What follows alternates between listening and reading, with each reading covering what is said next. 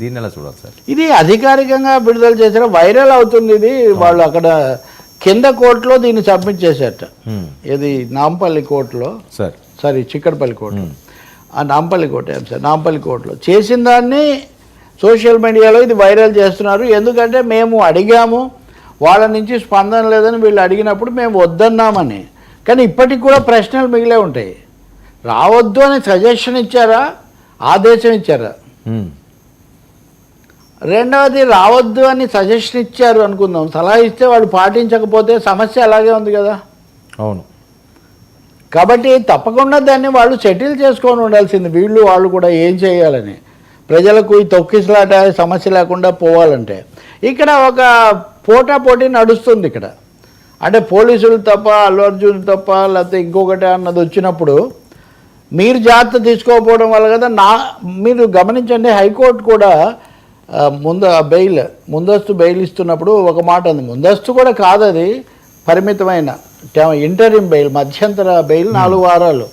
దాంట్లో వాళ్ళు ఏమన్నారంటే అతను ఎలా బాధ్యుడవుతాడు, అతనేమి అక్కడ లేడు కదా అనే ఒక మాట హైకోర్టు కూడా కామెంట్స్లో చేసింది. ఇంకోటి, యాక్టర్లకు ప్రత్యేకమైన హక్కులు ఏముండవు నిజమే, కానీ మామూలు వాళ్ళకు ఉండే హక్కులు యాక్టర్లకు కూడా ఉంటాయి కదా. Just because one is an actor he can be denied of the rights that a common citizen enjoy. ఒక కామన్ సిటిజన్ ఏ విధంగా వాదించవచ్చో ప్రాథమిక హక్కులు నటులకు కూడా అలాగే ఉంటాయని వాళ్ళు చెప్పారు. ఇప్పుడు పోలీసులు ఒక విధంగా ఇరకాటంలోకి వెళ్తారు, ఎందుకంటే ఆయనకు ప్రత్యక్ష బాధ్యత లేదు. ఆయన అరెస్ట్ చేయడం కుట్ర అది ఇదని కొంతమంది భావిస్తున్నారు, కొంతమంది, ఇట్స్ నాట్ మై ఒపీనియన్. అది ఒక పెద్ద ప్రచారం జరుగుతుంది. మూడవది, మేము లేఖ రాసినా మాకు సమాధానం మేము తెలియజేసామని వాళ్ళు అంటున్నారు.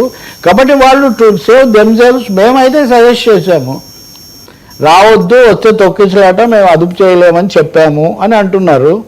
అదే నిజమైతే మీరు ఆకుండాలి కదా. పోలీసులకు అది కూడా ప్రశ్న వస్తుంది కదా. మీకు కొంచెం ముందో వెనకో తెలిసినప్పుడు మీరు ఎందుకు ఇలా చేస్తున్నారు, మరింత జాగ్రత్త తీసుకొని ఉండాల్సింది. తర్వాత కేసు పెట్టాలి. మీరు మా ఉత్తర్వులు ఉల్లంఘించారని మీరు అది కూడా కేసు పెట్టి ఉండాల్సిందే. మీరు కేసులో పెట్టారా, పెట్టినట్టు ఇంతవరకు ఏం లేదు. అంతే కదా.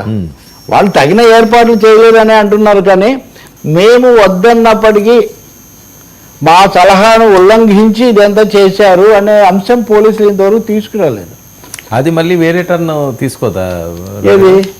ఈ రకంగా పోలీసు పెట్టడం కావాలని చెప్పి అల్లు అర్జున్ కక్షపూరితంగా ఆపేరు, రానివ్వలేదు, అతని మీద కేసు పెట్టారు, అది మళ్ళీ ఇంకో పంచాయతీ. అందుకే అంటే కేసు వచ్చింది కాబట్టి, చనిపోయారు, ఈ ఘటన జరిగింది కాబట్టి మాకు సంబంధం లేదు, మేము చెప్పలేదు అన్నారు వాళ్ళు. లేదు, మేము చెప్పామని వీళ్ళు అన్నారు. చెబితే మేము వద్దన్నామని వాళ్ళు అంటున్నారు. ఇంక మీరు ఒకసారి లీగల్ పేచీల వాదనలు మొదలయ్యాక అంతే కదా. మీరు చెప్పినా వాళ్ళు వస్తే కనుక అంటే అసలు గమనించలేదా? ఇప్పుడు మీరు వద్దన్నా కానీ అల్లు అర్జున్ వచ్చాడని అక్కడ జనం సమకూడని తొక్కిసలాట అవుతుందని మీ గమనంలోకి రాలేదా? చిన్న చిత్తక విషయం కాదు కదా. ఒక ఇంట్లో, మీ ఇంట్లోనో ఇంకో చోట ఏదో జరిగింది, లేకపోతే లోపల జరిగింది కాదు. ఇది బాహాటంగా అంత జరిగితే అంత జరుగుతుందని గమనంలోకి వస్తే ఏం చేసి ఉండాల్సింది? పోలీసులకు ఆ ప్రశ్న కోర్టు అడుగుతుంది తప్పకుండా. When you are clear that ఆయన డిజోబే చేస్తున్నారు థియేటర్ వాళ్ళు అని భావిస్తే, అక్కడ తొక్కిసలాట వస్తే మీరు ఏ స్టెప్స్ తీసుకున్నారు? మామూలు స్టెప్స్ కూడా తీసుకోలేదని. ఇప్పుడు ఇంకా పెరుగుతుంది. ఇప్పుడు ఏదో ఆయన వచ్చాడు, వాళ్ళు చేశారు అని చెప్తే అదొక తీరు. అది సరికాదని మేము ముందే ఊహించాము, మేము హెచ్చరించాము, మేము హెచ్చరించినా కానీ వాళ్ళు ఉపేక్షించారని ఇవన్నీ మీకు తెలిస్తే మీరు మరింత రెట్టింపు జాగ్రత్త తీసుకొని ఉండాల్సింది కదా అనే ప్రశ్న వస్తుంది కదా.